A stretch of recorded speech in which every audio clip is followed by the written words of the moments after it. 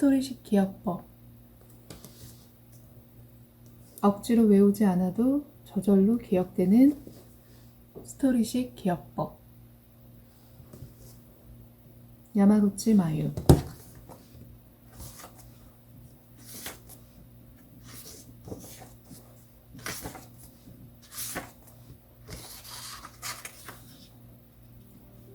기억에 재능은 필요 없다. 야마구치 마유식 기억의 법칙.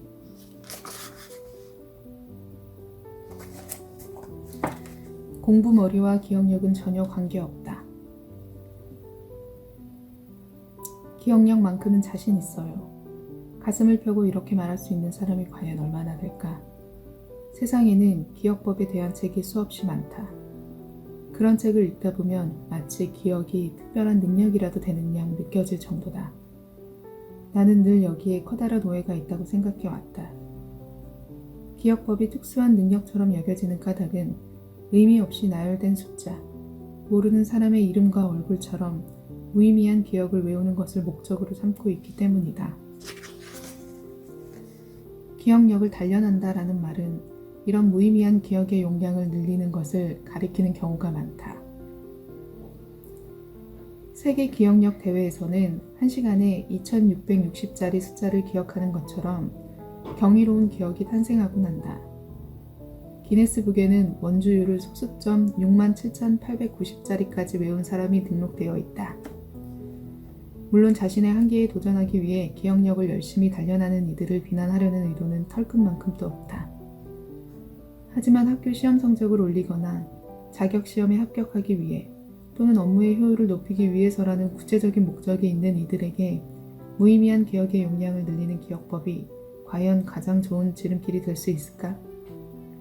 실제로 무의미한 기억이 필요한 경우가 과연 얼마나 있는지 생각해 보길 바란다. 사회생활을 하면서 원주율을 소수점 100자리까지 외워서 평가를 받을 일이 얼마나 있을까? 피카소의 본명은 사실 무척 길다. 그러나 사람들 앞에서 그 이름을 전부 외워서 말할 만한 상황이 도대체 얼마나 있을까?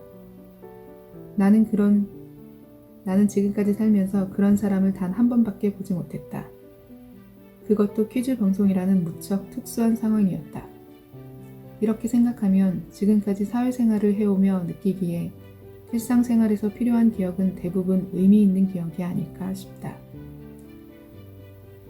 나는 원주율은 3.14까지밖에 모르고 가족 이외에는 생일도 기억하지 못하지만 업무나 공부에 관련된 기억은 무척 뛰어나다. 덕분에 이른바 기억법이라는 특수한 능력 없이도 공부와 업무 모두에서 충분한 성과를 발휘할 수 있었다. 그래서 이 책에서는 무의미한 기억을 무턱대고 외우기보다 공부나 업무에 도움이 되는 내용을 되도록 효율적으로 기억하는 방법을 기억하고자 한다. 기억에 대해 흔히 하는 오해지만 머리가 나쁘다와 같은 의미로 기억력이 나쁘다라는 표현을 쓰는 경우가 있다. 애당초 머리가 좋다라는 말의 정의 자체가 무척 애매하다. 그렇지만 개인적으로 머리가 좋다를 빠른 두뇌 회전 또는 유연한 발상 등으로 정의한다면 기억력은 그와 전혀 관련이 없다고 본다. 기억력이 나쁘다라는 말은 대개 선입견에 의한 것이다. 기억력은 반복하여 떠올리면서 조금씩 단련되어 간다. 반면 기억력이 나쁘다라고 단정 지으면 떠올리기를 게을리하게 된다. 그리고 역시 기억력이 나빠서 생각이 나지 않는 거야 라는 부정적인 악순환에 빠지고 만다. 하지만 생각해보면 기억력이 나쁘다고 말하면서도 노래방에서 좋아하는 노래를 가사를 보지도 않고 외우고 야구팬이 과거의 대전 기록을 술술 외우는 경우가 많다. 무엇이든 기억하고 싶다고 해서 소위 완벽한 기억력을 목표로 삼는 것이 과연 정말 바람직할까? 완벽한 기억력의 결함에 대해서는 아르헨티나의 소설가 호르헤 루이스 보르헤스의 단편소설 기억의 천재 푸네스에 잘 드러나 있다. 주인공 푸네스는 지금까지 일어난 일을 모두 기억하는 경이로운 기억력을 갖고 있다. 그러나 푸네스는 현명해지기는커녕 오히려 정반대의 결과를 놓인다. 만약 파티에 다녀왔는데 친구가 그 파티 재밌었어? 하고 물었다고 상상해보자. 그렇다면 잠시 생각해보고 글쎄 딱히 흥미로운 일은 없었어 하고 대답할 수 있다. 하지만 완벽한 기억력을 가졌다면 파티가 열렸던 3시간 동안 누가 어떤 이야기를 했는지 마치 녹화하여 재생하듯 3시간 분량의 기억을 떠올리고 말 것이다.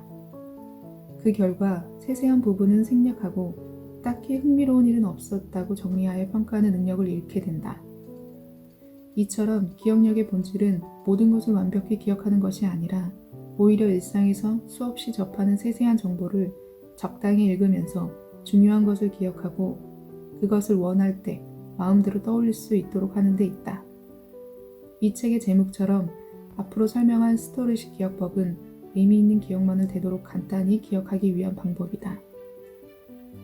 업무나 공부의 기억을 취미 기억처럼 되도록 술술 기억하도록 돕는 것이 바로 이 스토리식 기억법이다.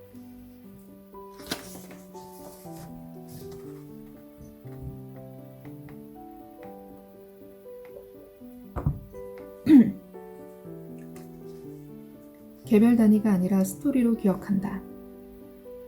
스토리식 기억법에 대해 설명하기 전에 먼저 기억에 대해 생각해보자. 기억에는 몇 가지 종류가 있다. 학문적인 분류를 떠나서 나는 개인적으로 기억을 크게 다음과 같이 분류한다. 장기 기억, 의미 기억, 일화 기억, 절차 기억, 그리고 단기 기억. 단기 기억이란 명함에 적힌 전화번호를 순간적으로 기억하고 전화를 거는 것처럼 짧은 시간에 국한된 기억이다. 장기 기억은 법률 공부처럼 오랜 기간 머릿속에 남아있는 기억이다. 장기 기억은 더 복잡하게 분류되지만 내가 특히 중요하게 생각하는 것은 의미 기억과 일화 기억이다. 의미 기억이란 말 그대로 사물의 의미에 대한 기억으로 역사적 사건을 연도와 함께 외우는 것을 예를 들 수 있다. 따라서 의미 기억은 공부나 업무에 직결되는 기억이다. 그 밖에도 절차 기억이라는 것이 있다. 한편 일화 기억은 개인적 체험에 기초한 기억으로 오늘 아침에는 빵과 우유를 먹었다와 같은 일화에 얽힌 기억을 말한다. 더욱이 정보를 일시적으로 유지하면서 작업을 수행하기 위한 기억의 작업대라 불리는 작업 기억도 주목을 받고 있다.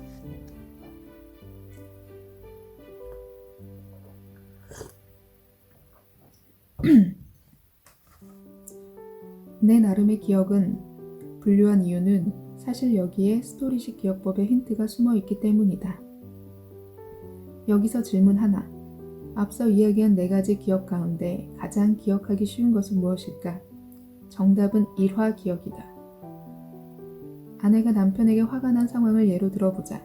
이때 엄청난 거세로 일화 기억을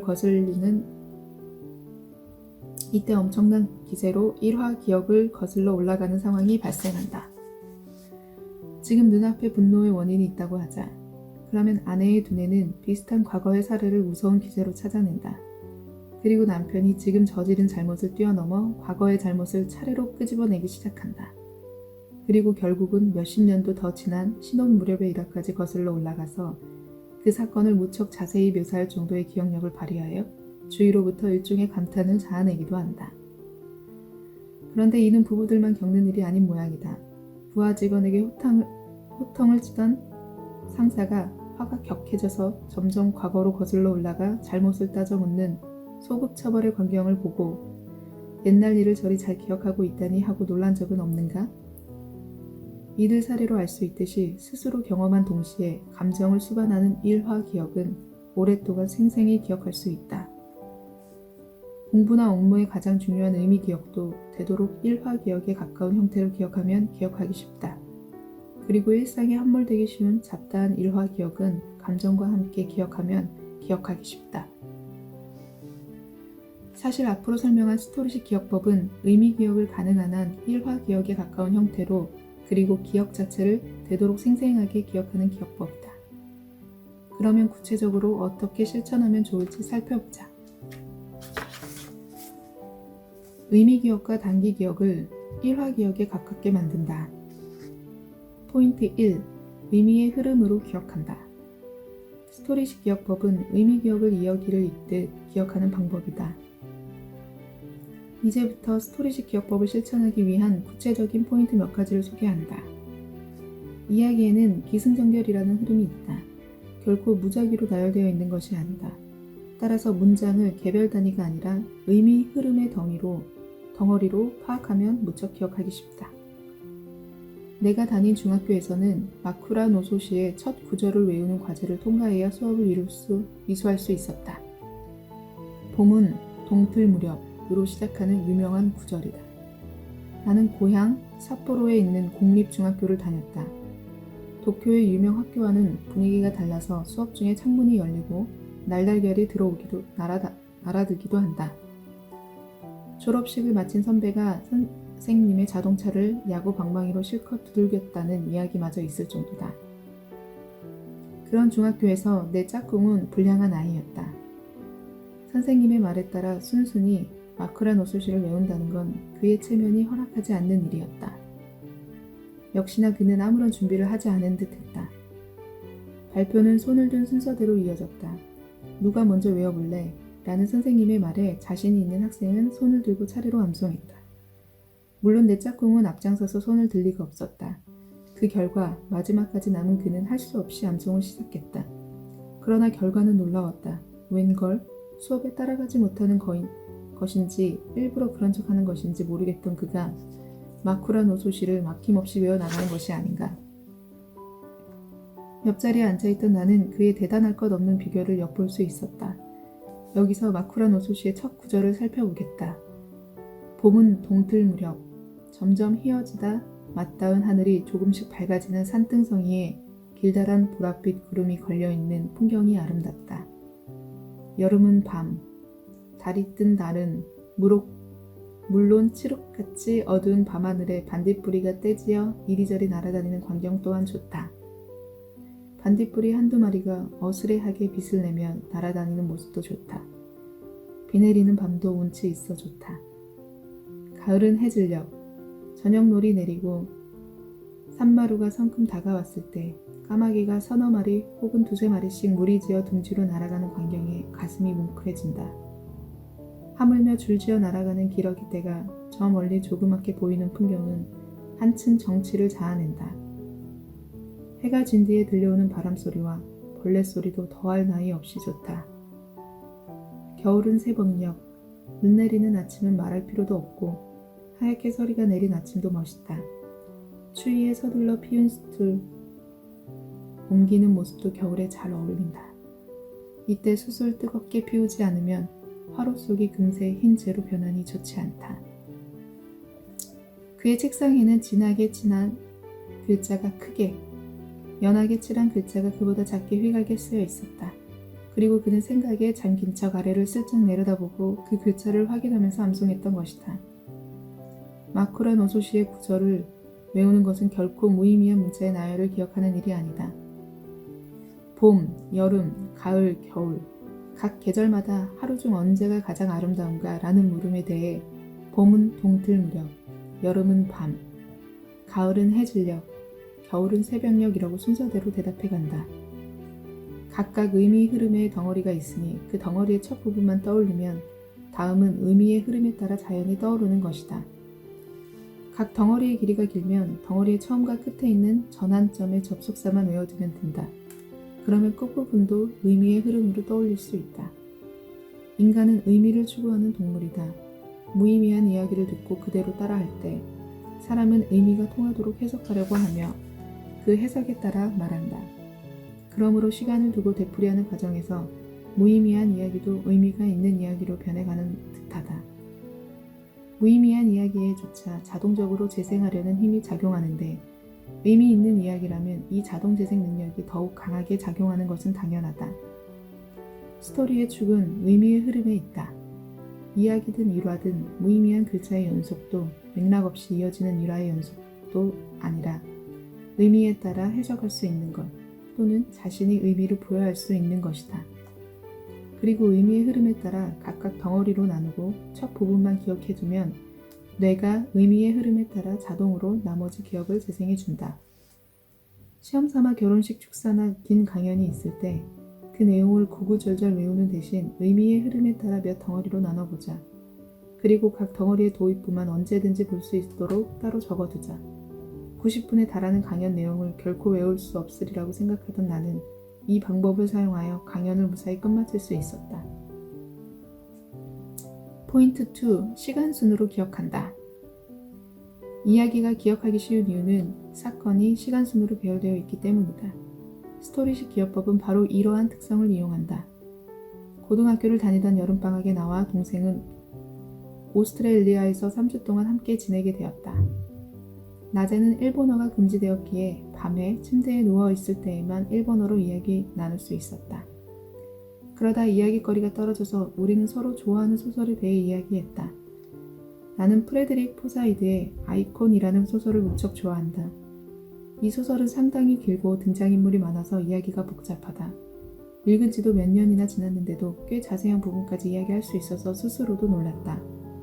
내 이야기에 흥미를 품은 동생이 나중에 그 책을 읽어보고 세세한 부분까지 언니 말 그대로였어라며 드물게 존경의 눈길을 보내왔다. 언니의 체면이 서는 순간이었다. 하지만 좋아하는 소설이나 영화에 대한 이야기라면 세세한 부분까지 줄줄 꿰고 있는 이들은 의외로 많다. 아무리 복잡한 이야기라도 소설이나 영화의 경우 스토리의 기본은 시간순이다. 소설이나 영화의 내용을 떠올린다는 것은 시간순으로 전개되는 이야기를 시간순으로 재현하는 것이다. 즉 입력된 순서와 출력되는 순서가 동일하다. 그래서 기억하기가 무척 수월하다. 스토리식 기억법의 특징은 시간순이라는 점을 이용하는 것이다. 다만 내가 사법고시를 준비할 때 공부했던 법률이나 대학 입시를 위해 공부했던 화학은 기억해야 할 내용이 시간순으로 배열되어 있지 않다. 그러나 어떤 주제라도 자신이 경험한 순서, 다시 말해 읽거나 본 순서, 들은 순서에 따라 시간순으로 구성할 수 있다. 글을 읽거나 이야기를 듣는 입력 경험은 반드시 읽은 순서나 들은 순서라는 시간순의 경험이 된다. 그렇기에 법률책이든 이과 교과서든 읽은 순서대로 기억하고 그 순서를 재현하면 된다. 스스로 만든 시간의 순서를 따라가는 것이 쉽게 기억하는 데 중요한 포인트가 된다. 시간순과 정반대이자 동시병행의 대표적인 예는 지도다. 지도는 특정 순간에 일정한 장소의 지리적 나열을 그려낸 것이기 때문이다. 그러나 지도를 잘 외우지 못하는 사람이라도 자신이 경험한 순서를 따라가면 가는 길을 떠올릴 수 있다. 나는 평소 이동수단으로 자동차를 즐겨 이용한다. 얼마 전 로pon기에 차를 몰고 간 적이 있다. 어떻게 왔는지 알려달라는 말을 듣고 기억을 더듬어 집에서 로pon기까지 이동한 길을 지도에 옮겨보았다. 그런데 그 지도가 너무나 형편이 없어서 깜짝 놀랐다. 웬걸 내가 그린 것은 집에서부터 로pon기까지 일직선으로 이어진 듯 보이는 지도였다. 왜 그렇게 되었는가 하면 다음과 같은 사고로 지도를 그렸기 때문이다. 집을 출발해서 약국에서 좌회전을 하고 신호를 기다렸다가 자전거 가게에서 좌회전하면 이제 로pon기. 나는 이때 깨달았다. 나는 결코 도로의 교차점이나 가게의 배치를 부감해서 그린 것이 아니라 지나온 길을 시간순으로 그리고 있을 뿐이었다. 그래서 시간의 순서를 무시하고 동시병행적인 지도로 그리면 억만증창이 되는 것이다. 지도를 그리는 것은 굉장히 어렵다. 자신이 집에서 로pon기까지 이동한 경험을 공간이라는 형태로 변환하여 평면에 그려야 하기 때문이다. 하지만 길을 순서대로 설명할 뿐이라면 지도를 그리지 않아도 된다. 앞서 경로를 머릿속으로 생각한 것처럼 경험한 순서대로 이야기할 수 있다. 원래 동시병행적인 지도라 하더라도 자신이 경험한 순서대로 다시 나열하면 당연히 시간순으로 바뀌는 법이다. 법률학에서는 시간순이라는 개념이 없다. 절도죄와 강도죄 사이에 전후 관계 따위는 없는 것이다. 그렇기에 나는 항상 교과서를 읽은 순서라는 경험을 시간순으로 늘어놓고 기억하곤 했다. 절도죄는 형법 329조로 형법 333조인 강도죄보다 앞에 쓰여 있다거나 하는 식으로 말이다. 회의를 할 때도 의제에 대한 결론에 이르기까지 찬성과 반대론이 있고 주장이 명확히 정리되지 않는 경우도 종종 있다. 그래도 발언한 순서로 떠올려 보면 일단 논의의 흐름은 떠올릴 수 있다. 예를 들어 이 발언은 내가 커피를 마시기 시작했을 때, 그 발언은 내가 커피를 반쯤 마셨을 때, 또 다른 발언을 할 때는 분명히 내 커피잔이 비었을 때였다고 자신의 일화와 관련 지으면 시간순으로 일어나는 일을 떠올리는 것은 생각보다 쉽다. 어떤 이야기든 반드시 자신이 경험한 순서라는 의미에서 시간순이 존재한다. 그리고 그 시간순에 따라 기억하고 시간순으로 떠올리는 것이 가장 자연스러움으로 기억하기도 쉽다.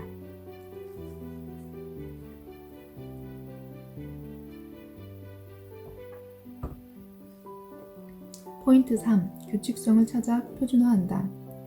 여러분의 일상을 떠올려보자. 아침에 일어나서 회사로 출발하기 전까지 무엇을 하는가? 회사에는 어떤 경로로 출근했는가? 여러분의 하루 혹은 일주일간의 일정은 어떠한가? 매일 겪는 일은 제각각인 듯 하면서도 완전히 충동적으로 할 일을 결정하는 경우는 사실 적지 않은가? 일상적인 활동에는 특정한 규칙성이 존재하는 경우가 많다. 이 규칙성이 일상의 스토리가 된다.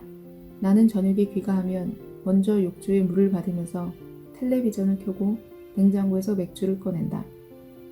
그리고 욕조에 물이 차는 사이에 맥주를 마시는 것이 귀가 후의 규칙성이다.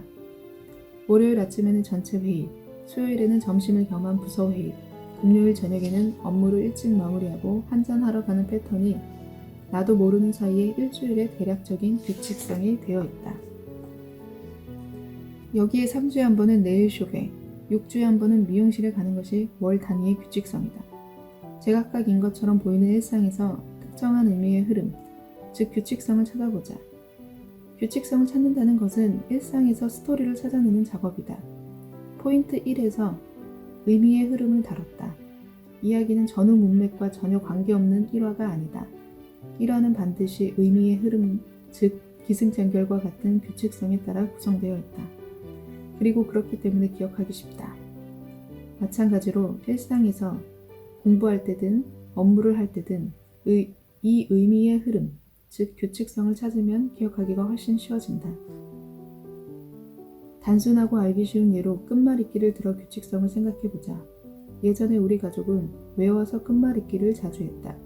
이것이 보통 끝말잇기와는 다른 점은 앞사람이 이야기한 단어를 점점 더해간다는 점이다. 예를 들어 첫 번째 사람이 사다리라는 단어를 말하면 두 번째 사람은 이어서 사다리 리어카 라고 말하고 세 번째 사람은 사다리 리어카 카메라 라고 앞사람이 말한 단어의 끝말잇기를 덧붙여 이어가는 것이다.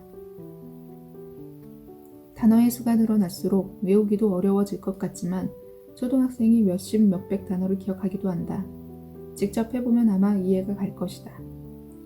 그 비결은 바로 끝말잇기의 규칙성에 있다. 끝말잇기에서는 단어를 아무런 맥락 없이 나열하는 것이 아니라 마지막 글자와 처음 글자가 같다는 규칙으로 연결한다는 점이 규칙성이 된다. 이런 규칙을 일상에서 찾아낼 수 있다면 기억을 환기하기가 쉬워진다. 예를 들어 언제 있었던 일인지 기억이 나지 않을 때 일주일 동안의 대략적 규칙성을 알고 있다면 그 표준화된 규칙과 연관지어 내일 부서 회의에서 보고해야지 하고 생각했으니 아마도 화요일이었을 거야 라거나 안 좋은 기억은 내일 마시고 털어버리자 라고 생각했으니 금요일이었어 라는 식으로 기억에 실마리가 생긴다. 그리고 일단 실마리를 잡으면 이전의 기억도 순조롭게 더듬어 갈 수 있다. 일상에서 일정한 스토리를 찾아내는 데에 부디 주의를 기울이길 바란다. 포인트 4. 임팩트로 기억한다. 앞서 이야기한 일화 기억은 기억하기 쉽다는 점 외에 한 가지 보충이 더 필요하다. 그것은 임팩트가 있는 일화 기억은 기억하기 쉽다는 점이다. 끝없이 이어지는 일상을 하나도 빠짐없이 기억하는 사람은 없을 것이다. 나의 가장 오래되고 선명한 기억은 보육원 때로 거슬러 올라갔다. 나를 늘 보육원에 통원시켜준 사람은 엄마였다. 한때 우리 가족은 아파트에 살다가 근처에 있는 주택으로 이사를 했다. 그날은 아빠도 일을 쉬고 이사를 도왔다. 그리고 가구를 놓을 자리를 지시하랴 뒷정리를 하랴 눈콜 뜰 새 없이 바쁜 엄마 대신 아빠가 보육원으로 나와 동생을 데리러 와주었다. 평소와 달리 아빠가 우리를 데리러 왔다는 임팩트로 인해 이 기억은 아직도 내 머릿속에 남아있다. 반면 매일 우리를 데리러 왔던 엄마에 대한 기억은 그리 명확히 남아있지 않다. 매일 데리러 와주었기 때문에 그것이 표준이 되어 임팩트가 남지 않는 것이다. 이 안타까운 반비례에는 엄마에게 죄송할 따름이다. 공부할 때의 기억도 이와 마찬가지다. 역사 교과서를 예로 들어보겠다. 상고시대에 대해서 자세한 부분까지 기억하는 이는 적을 것이다. 하지만 약간 날카로운 눈매를 한 오다 노부나가의 초상을 하면 어떨까? 이 정도면 역사 교과서에서도 임팩트가 있는 부분이기에 비교적 쉽게 떠올릴 수 있을 것이다. 포인트 3에서 규칙성을 발견한다고 설명했다. 규칙성을 발견하고 표준화해두면 거기서 벗어나는 것에는 자연히 임팩트가 따라 붙는다. 보육원에는 엄마가 데리러 오는 것이 내게는 표준이다. 따라서 아빠가 데리러 왔을 때는 그것과 다른 임팩트가 생긴다. 또한 글자만 빽빽히 늘어선 형식이 내게는 역사 교과서의 표준이다. 반면 오다 노부나가의 초상화는 그것만으로도 임팩트가 강하다. 규칙성을 발견하여 표준화해두면 자동으로 임팩트가 생기지만 더욱 기억에 남기 쉽게 하려면 수동으로 임팩트를 부여할 방법을 궁리해야 된다. 먼저 표준에서 벗어난 집단 혹은 표준 가운데서도 일정한 특징을 가진 집단을 한데 묶는다. 그리고 거기서 좋아하는 것, 싫어하는 것이나 긍정적인 것, 부정적인 것처럼 감정을 부여하고 그 기억을 임팩트로 기억하는 것이다. 감정을 수반하는 기억은 기억하기 쉽다. 일화 기억을 쉽게 떠올릴 수 있는 것 또한 감정이 수반되기 때문이다. 어린 시절부터 몸에 밴 호불호를 없애라 라는 가르침을 잊고 좋아하는 것, 싫어하는 것을 철저히 구분해보자.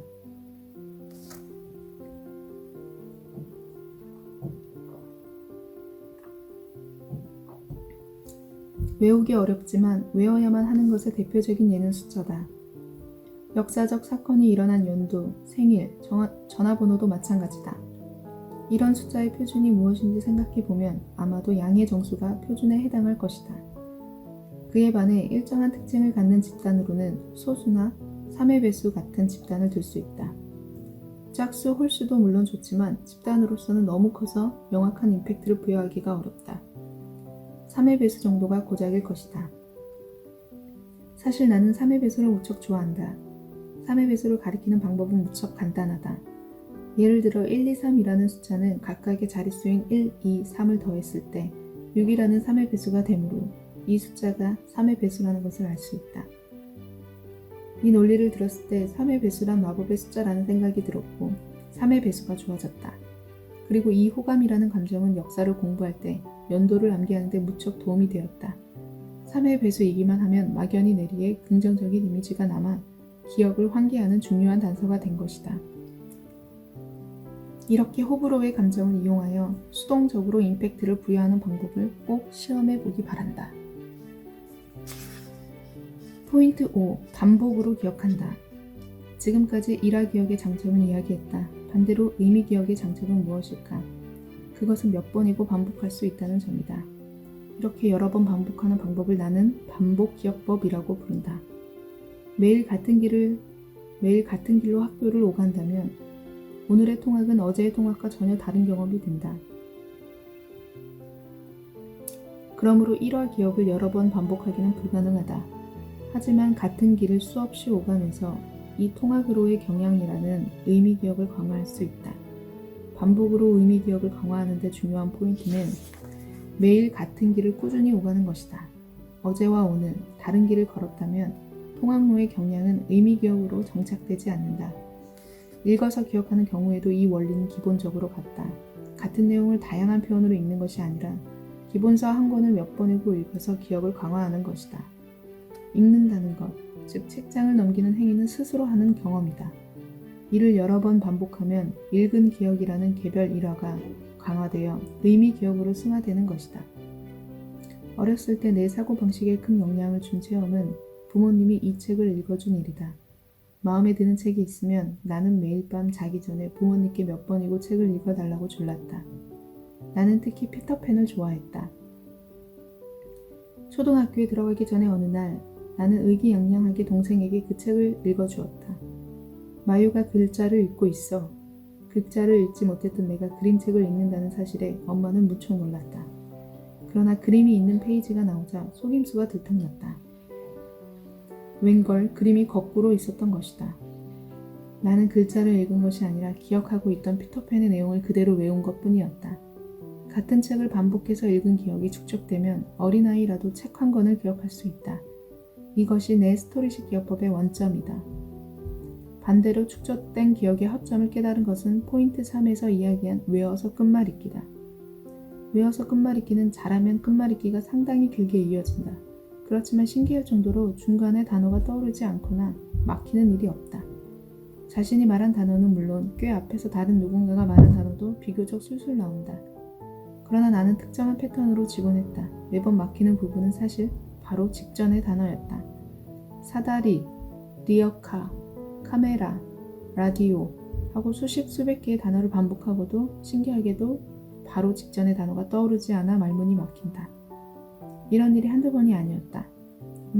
그게 그러니까 방금 들었는데 왜 기억이 안 나지? 하고 절망을 느꼈다. 이것은 결코 신기한 일이 아니다. 예를 들어 끝말잇기가 100번까지 이어진다면 첫 단어는 100번 들은 기억이 있다. 그것이 몸에 있는다. 반면 직전의 단어는 들은 기억이 고작 한 번밖에 없다. 그 차이가 효과로 나타나는 것이다. 역사를 공부하면서 고지키와 헤이케 이야기가 책이 아니라 각각 히에 단어 아래 비와 법사가 기억한 내용이었다. 는 사실을 알고 이렇게 길고 복잡한 이야기를 무슨 수로 외웠지 하고 깜짝 놀랐다. 히에 단어 아래와 비와 법사는 어쩌면 기억력의 천재였는지도 모른다. 하지만 사실 그것보다는 반복이 포인트였는지도 모른다. 만화도 그림 동화도 반복하여 이야기되고 기억되어 다음 시대로 전승되었다. 이야기란 그런 반복에 의해 기억되어 온 것이다. 히에 단어 아래와 비와 법사도 하나의 이야기를 몇 번이고 반복하다가 마침내 완벽히 기억하게 된 것은 아닐까? 이야기 이외의 기억도 마찬가지다. 같은 책을 반복해서 읽으면 각각의 일화 기억을 의미 기억으로 승화시킬 수 있다.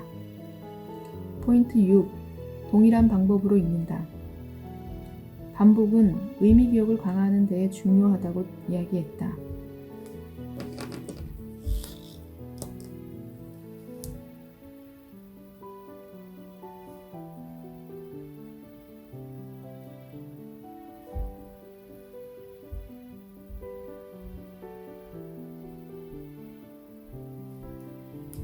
여기서는 반복에 의한 기억을 포인트 6. 동일한 방법으로 읽는다.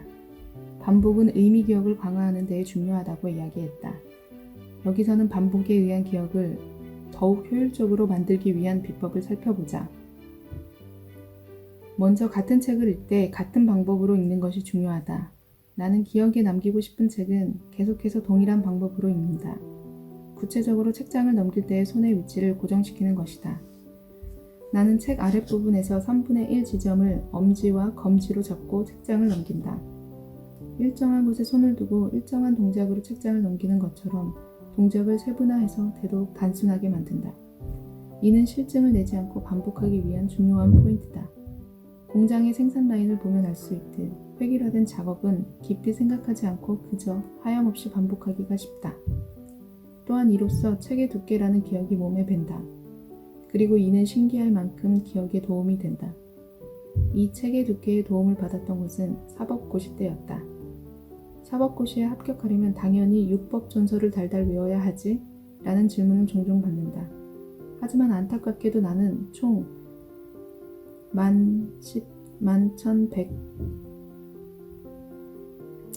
1118조에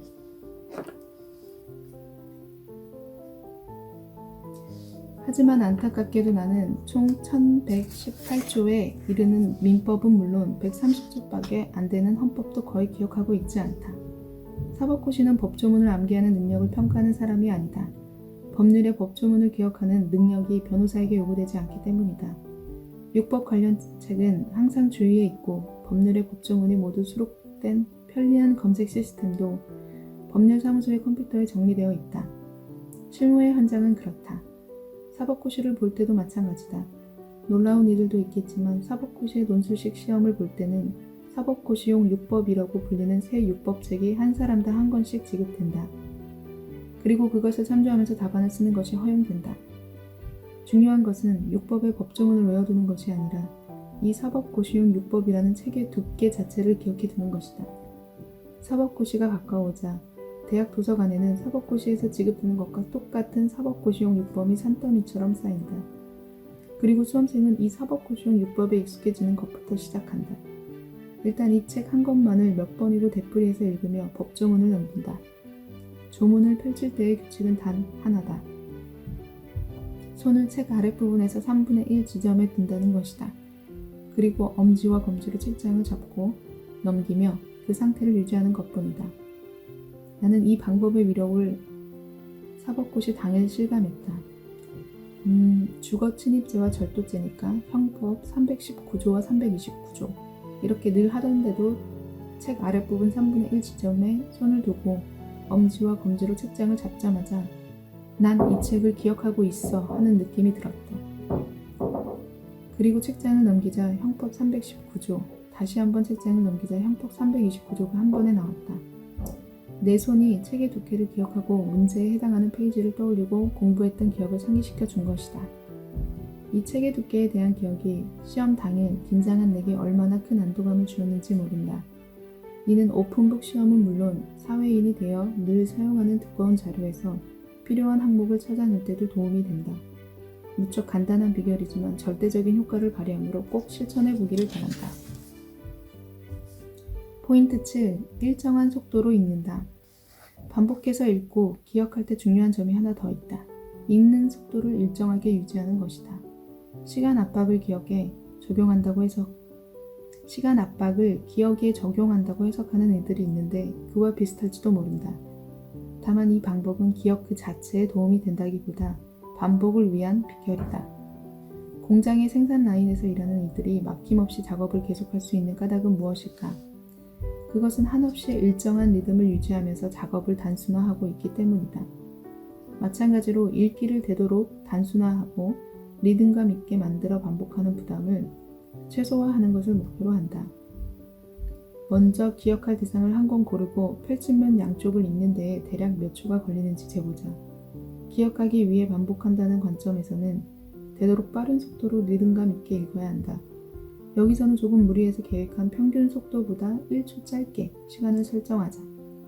만약 펼친면 양쪽당 10초라고 정했다면 타이머를 사용하여 10초, 20초, 32초 이런 페이스가 떨어지고 있군 하고 항상 주의하면서 읽어간다. 그러다 보면 타이머를 사용하지 않아도 읽는 속도를 일정하게 유지할 수 있게 된다. 포인트 8. 통째로 암기하는 포인트를 좁힌다. 스토리식 기억법의 비결은 기억에 강약을 부여하는 것이다. 즉 한자 한자 정확적인 흐름만 맞으면 되는 약한 기억을 구별한다. 강한 기억은 이후 포인트 9에서 다룰 다기관 기억법에, 약한 기억은 포인트 5에서 다룬 반복 기억법에 해당한다. 여기서는 기억에 강약을 부여하는 법을 알아보자. 마쿠라 노소시의 예처럼 이야기의 한 구절을 통째로 암기해야 하는 경우도 있다. 그러나 사실 그런 경우는 드물다. 통암기의 대상이 되는 강한 기억의 범주는 일반적으로 상당히 좁힐 수 있다. 역사 공부를 할 때는 고유 명사와 연도로 암기해야 할 경우가 있다. 이는 한 글자도 틀리면 안 되는 강한 기억의 예다. 그러나 그 이상의 역사의 흐름은 교과서에 적힌 그대로 기억할 필요는 없다. 흐름을 틀리지 않고 나름대로 설명할 수만 있다면 그것으로 충분한 약한 기억의 예가 된다. 업무상 만난 사람의 이름을 정확히 기억해두는 것도 강한 기억의 대표적인 예다. 그러나 그때 상대가 한 말은 한마디도 빠짐없이 그대로 외울 필요는 없다. 스토리를 재현할 때는 등장인물의 이름과 특징처럼 정확히 재현해야 하는 것과 이야기의 줄거리처럼 나름대로 설명할 수 있으면 되는 부분이 있다. 그에 걸맞게 기억에 강약을 부여하는 것이 스토리식 기억법의 특징이다. 강한 기억과 약한 기억을 구별하고 되도록 강한 기억을 줄인다. 그러면 통암기의 부담을 최소한 줄일 수 있다.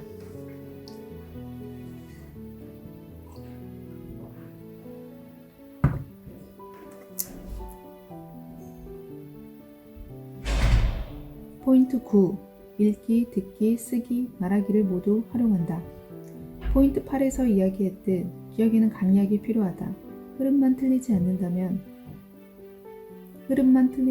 되는 약한 기억과 한 글자도 틀리면 안 되는 강한 기억이 있다. 강한 기억, 이른바 통암기를 뒷받침하는 것은 다기관 기억법이다.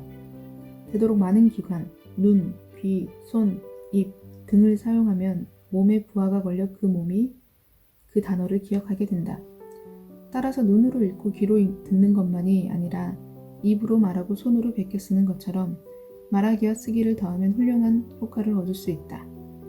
읽기, 듣기라는 입력형 동작에 비해 말하기, 쓰기라는 출력형 동작은 몸에 큰 부하가 걸리기 때문이다.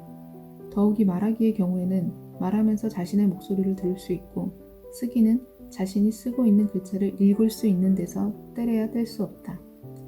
따라서 출력형 동작의 경우에는 자동적으로 다양한 기관을 총동원하게 된다. 말하기와 쓰기를 효과적으로 구분해서 사용하려면 최종 출력 방법에 맞추는 것을 목표로 삼는 것이 좋다. 포인트 1에서 국어 과목의 암기 시험을 예로 들면 최종적인 출력은 말하기다. 그러므로 이 경우에는 부하가 높은 기억법인 말하기를 고른다. 마찬가지로 포인트 8에서 역사 과목의 고유 명사를 외울 때는 최종 출력이 필기시험에서 올바른 답안을 쓰는 것이다. 따라서 이때도 부하가 높은 기억법인 쓰기를 선택한다. 이것이 알맞은 사용법의 기본이다. 포인트 10. 소리내어 읽지 않는다. 다기간 기억법은 상당히 효과적이지만 나는 이를 통째로 암기해야 하는 강한 기억에만 한정하고 있다. 다기간 기억법은 상당히 부하가 높고 효과적인 반면 속도가 떨어지므로 반복의 빈도를 희송하기 때문이다. 일화 기억을 의미 기억으로 승화하려면 무엇보다도 반복이 중요하다. 한정된 시간 내에 말하기 쓰기를 포함시키려고 하면 그 반복을 희생하게 될 가능성이 있다.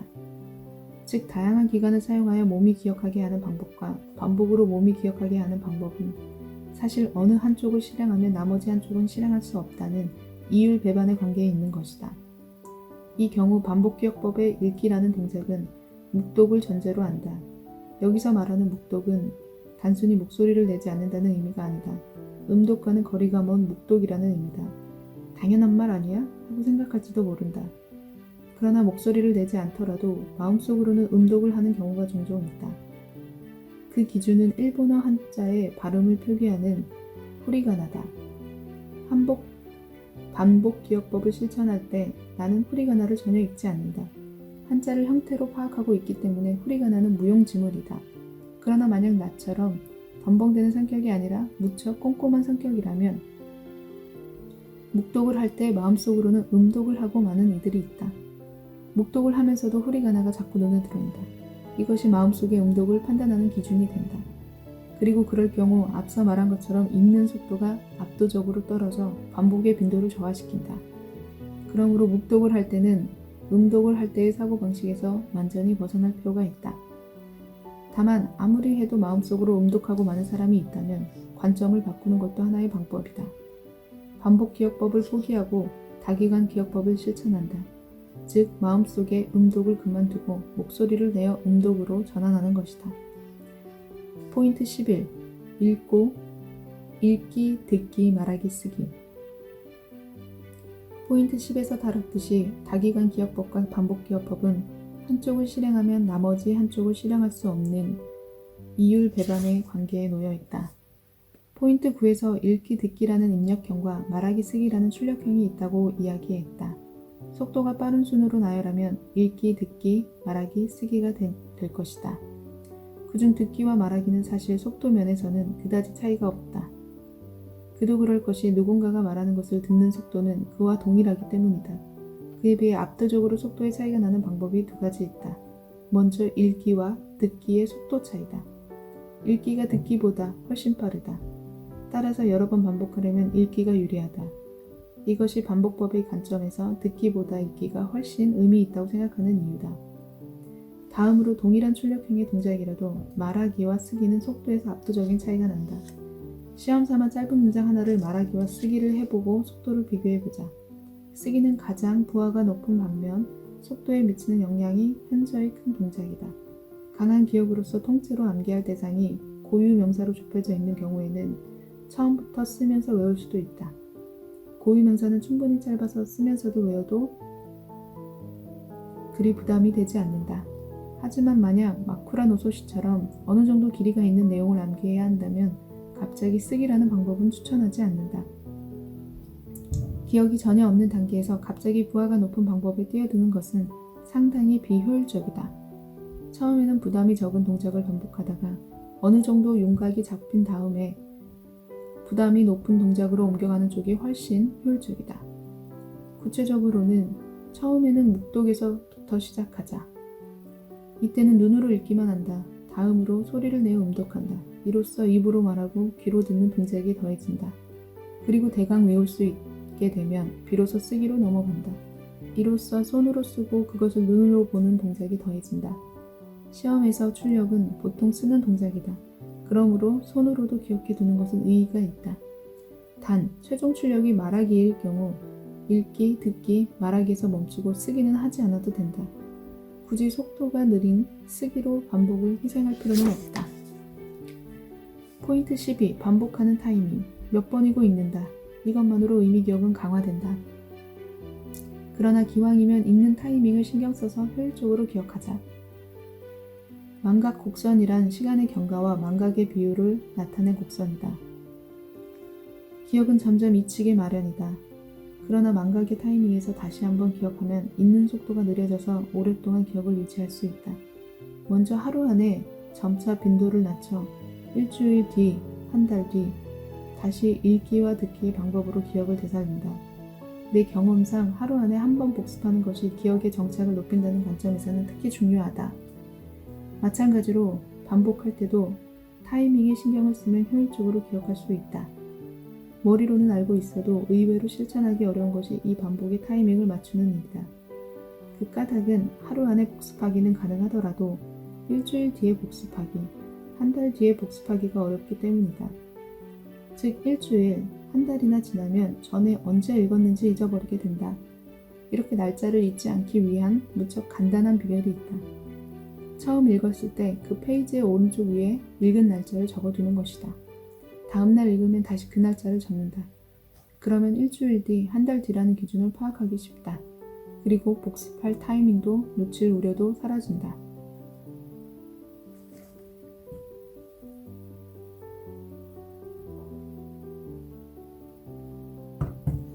포인트 13. 대상의 호감을 갖는다.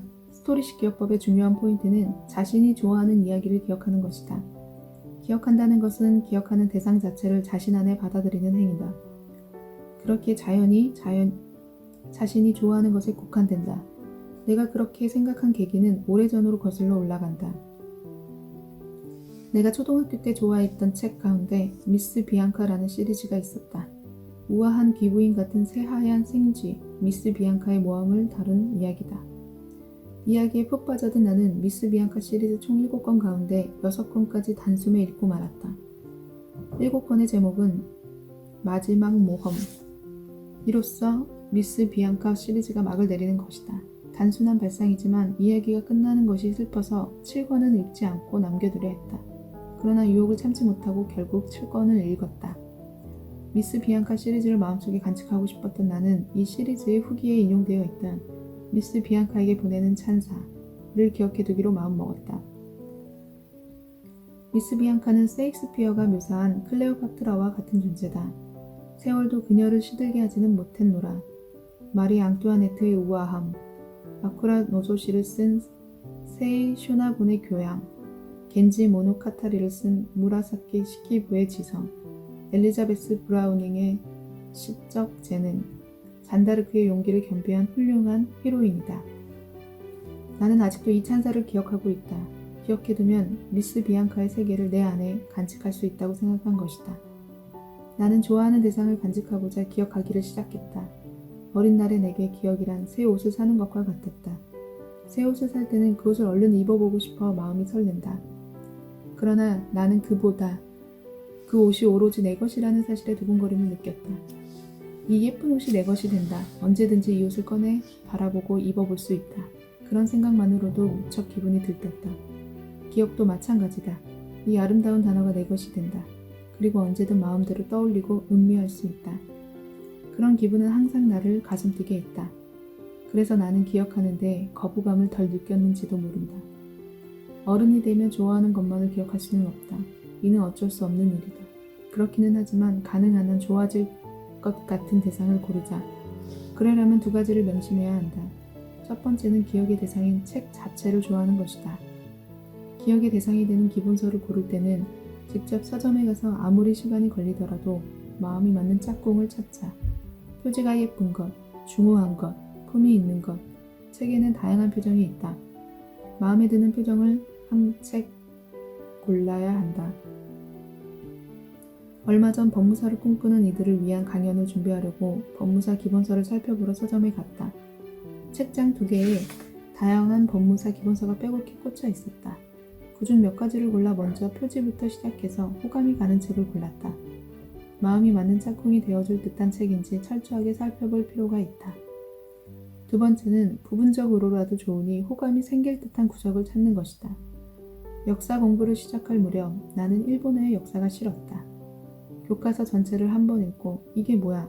온통 봉기에 대한 이야기잖아. 우울하기 짝이 없네 하고 생각했던 것이다. 세계사처럼 화려하지도 역동적이지도 않았다. 영 마음이 설레지 않는 일본 역사를 동료 삼아 괴로운 수험 전쟁을 치르자니 고생길이 훤했다. 그래서 시대별로 내 마음에 드는 미남을 찾아 그 인물에게 호감을 갖는 작업을 시작했다. 오다 노부나가 같은 유명한 인물은 일단 제외했다. 나만의 미남을 찾기로 했다. 그러면 그 역사에 애착을 가질 수 있기 때문이다. 호감이 가는 부분을 발견하면 역사적 인물이 선명한 색채를 띠고 생생히 느껴진다. 마음에 들지 않는 대상을 기억해야 한다면 책을 마음에 드는 것으로 선택하거나 호감이 가는 부분을 찾아보자. 이것이 기억으로 가는 가장 빠른 길이다.